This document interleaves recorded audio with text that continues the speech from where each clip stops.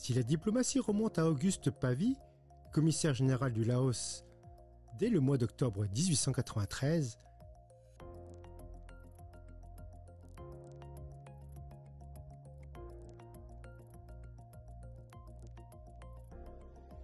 elle se concrétise véritablement le 22 octobre 1953 par le traité d'indépendance du Laos, signé de la main du président de la République française, Vincent Auriol. Un colloque, c'est une invitation au voyage dans un lieu où tout est calme, luxe et volupté. Où la promesse de célébrer une amitié issue d'une relation bilatérale depuis 70 ans, retracée par des orateurs de qualité, au nombre de 7,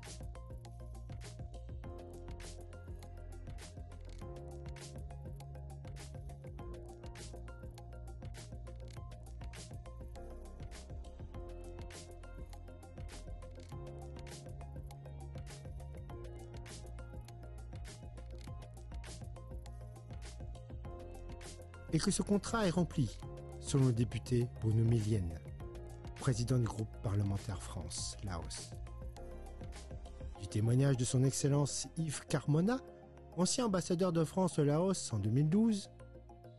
Il y a une chose dont j'ai été fier, c'est de trouver un terrain qui permette l'extension du lycée Josué Auffet. Ça a été extrêmement difficile.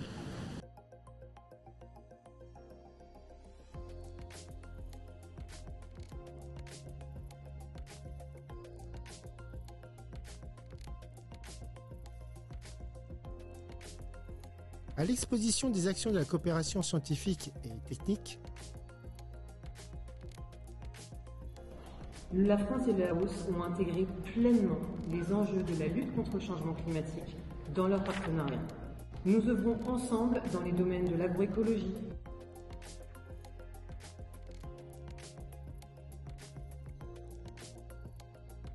Combien est importante cette coopération scientifique, et que je ne suis pas le seul à le dire, parce que c'est que les ambassades qui ont longtemps apporté leur aide, y compris financière, à la recherche en sciences humaines et sociales, poursuivent autant qu'elles le peuvent leur soutien à ces partenariats.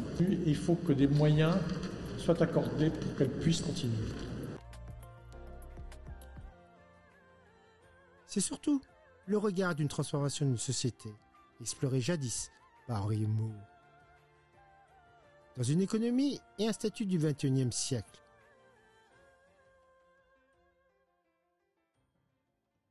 les ambassades du Laos et de France organisent un événement spécial, digne de cette amitié pérenne, comme conclut Mathilde Terouya, la directrice adjointe du département Asie du Sud-Est au ministère de l'Europe et des Affaires étrangères.